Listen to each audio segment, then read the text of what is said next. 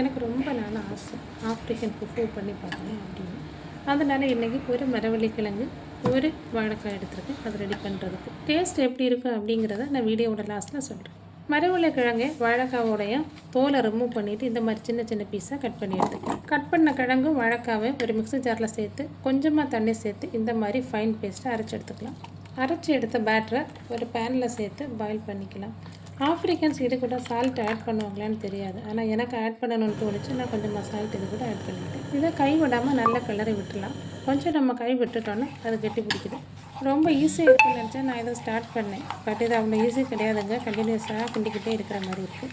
ஒரு 3 to 5 மினிட்ஸில் இந்த பதத்துக்கு வந்துடுச்சு. இதை ரொம்ப டைம் எல்லாம் எடுக்கலை, பட் கண்டினியூஸாக கிண்டிட்டு இருக்கிறவங்க ரொம்ப கஷ்டமாக இருக்குது. ஆஃப்ரிக்கன்ஸ் இந்த ஃபுஃபுவை மரவள்ளிக்கிழங்கும் வாழைக்காவும் சேர்த்து பண்ணுவாங்க, இல்லைனா மரவள்ளிக்கிழங்கு வாழைக்காவும் தனித்தனியாகவும் பண்ணுவாங்க.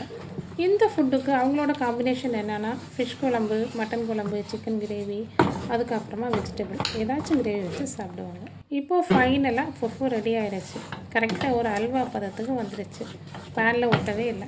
நான் அன்றைக்கி ஃபிஷ் கிரேவி பண்ணியிருந்தேன். ஃபிஷ் குழம்பு வச்சு தான் அதை டேஸ்ட் பண்ணேன். நல்லா இல்லைன்னு சொல்ல முடியாது. நம்ம எப்படி மரவள்ளிக்கிழங்கு மசாலா மசால் பண்ணுறோமோ அதை இவங்க மசாலா இல்லாமல் பண்ணுறாங்க, அவ்வளோதான் வித்தியாசம். எங்கள் வீட்டில் என்னோடய பையனுக்கும் ஹஸ்பண்டுக்கும் இது பிடிக்கல. நானும் பாப்பாவும் மட்டும்தான் சாப்பிட்டோம். டேஸ்ட் பண்ணி பார்க்கணுன்னு விருப்பப்படுறவங்க உங்கள் வீட்டில் நீங்களும் ட்ரை பண்ணி பாருங்கள். வீடியோ பிடிச்சிருந்தால் லைக் பண்ணுங்கள், ஷேர் பண்ணுங்கள். தேங்க்ஸ் ஃபார் வாட்சிங்.